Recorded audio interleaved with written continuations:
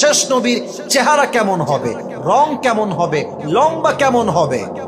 ওখানে লেখা আছে শেষ নবীর গায়ের রং হবে আজহারুল লাউন, কালো হবে না, সাদা হবে না। শেষ নবীর চেহারার রং মাঝারি বর্ণের হবে না, শ্যামবর্ণ হবে না। শেষ নবীর চেহারার রং হবে লাবণ্যময় সুন্দর চেহারা। আচ্ছা, পৃথিবীতে সবচেয়ে সুন্দর নবী কে বলেন তো দেখি?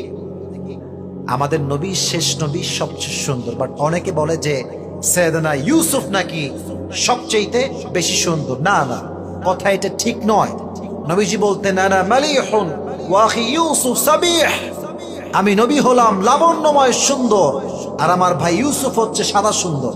কক্সবাজারের ভাইরা বলেন দেখি, সাদা সুন্দর বেশি সুন্দর না লাবণ্যময় সুন্দর বেশি সুন্দর? সাদা চামড়া দেখতে ভাল লাগে, খারাপ লাগে না, বাট খুব বেশি ধলা হইলে মাইয়াও ভাল লাগে না, সাওয়ালও ভাল লাগে না, ঠিক কিনা বল? লাবণ্যময় চেহারা হচ্ছে সবচেয়ে বেশি সুন্দর চেহারা। তো তিনি ভাবলেন যে এবার পড়ি ওনার হাইট কেমন হবে। হাইট হচ্ছে কানা রাবাতাম মিনাল কওম লাইসা বিতাবিল ওয়ালা বিল কসির। আমার প্রিয় নবীজি হাইটে খুব বেশি লম্বা ছিলেন না, আবার খুব বেশি বাঠুও তিনি ছিলেন না, মিডিয়াম অফ হাইট, মাঝারি গড়নের মানুষ। খুব বেশি লম্বা হইলে তাল গাছ লাগে, খুব বেশি খাটো হইলে কারো বিয়ে হয় না, ঠিক কিনা বলেন যুবক ভাইরা? নবীজি ছিলেন মিডিয়াম অফ হাইট। তো তিনি জানলা থেকে দেখলেন যে তার হাইট কতটুকু। তো দেখলেন যা লেখা আছে এক্সাক্ট নবীও সেই হাইটের একজন মানুষ। চুলটা কেমন হবে লেখা আছে, চুলটা হবে বাবরি চুল। বাবরি চুল বোঝেন না আপনারা? ছোট না বড়? বড় ভাই, পেছন দিকে লম্বা চুল, বাবরি কাটিং এটাকে আমরা বলি। নবীজির বাবরি কাটিং ছিল। আচ্ছা, আপনারা সবাই কাজী নজরুল ইসলামের নাম শুনছেন? জাতীয় কবি, নাম কি বলেন দেখি? নজরুল ইসলাম। ফটো দেখবেন ফেসবুকে বা গুগলে সার্চ করে, দেখবেন তার চুলের মাঝখানে একটা স্মৃতি আছে, আছে না? বলেন না কেন, আছে না নাই? চুলের মাঝখানে স্মৃতি, দুই পাশের চুলটা এরকম ভাঁজ করা। তো আমার প্রিয় নবীজির দুই চুলের মাঝখানে একটা স্মৃতি ছিল।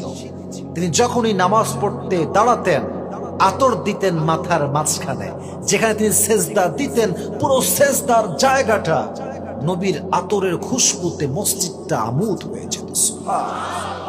দেখলেন যে তাই তো, নবীর চুল হচ্ছে বড় বড়, চুলের মাঝখানে স্মৃতি। এবার তিনি 100% confirm he is the last Messenger, ইনি তো শেষ নবী।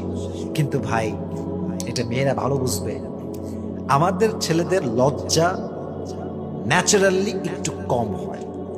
মেয়েদেরকে আল্লাহ জন্মগতভাবেই লজ্জাশীল করে বানিয়েছেন।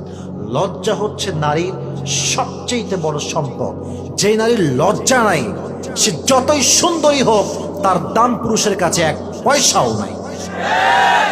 আর নারী যদি দেখতে একটু অসুন্দরী হয়, কালো হয়, গুঠু হয়, বাট যদি নারী সে তার লজ্জা দেখাতে পারে, সতীত্বকে রক্ষা করতে পারে, যুবকের কাছে তার দাম অনেক গুণ বেশি বেড়ে যায়, ঠিক কিনা বলে?